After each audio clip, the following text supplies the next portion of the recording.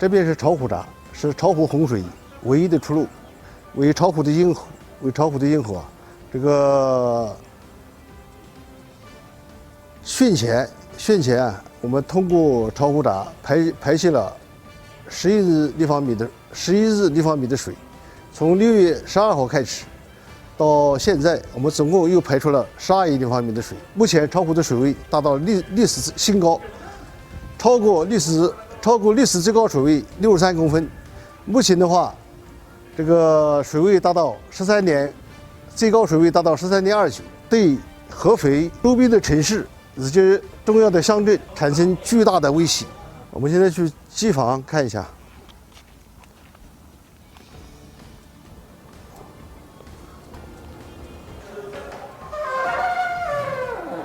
巢湖闸是巢湖的咽喉，巢湖流域蓄洪的途径的话，最主要95%是靠巢湖闸，几乎是唯一的出口。巢湖闸在整个巢湖流域，它就是控制巢湖水位，在巢湖水位低的时候把闸门放下，这个保证巢湖一定的水位；在巢湖水位高的时候打开闸门下泄洪水。这个现在我们这是13.2。我们打程序一半的情况大概在8了，这样的话8到13.2有5米多的水头，就是水位差5米多高。目前我们主要一是拦截上游来水，就是采取的措施啊，拦截上游来水，同时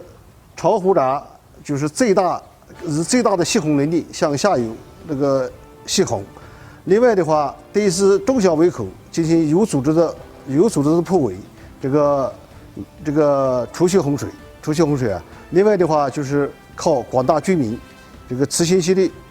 这个保护重要的堤防。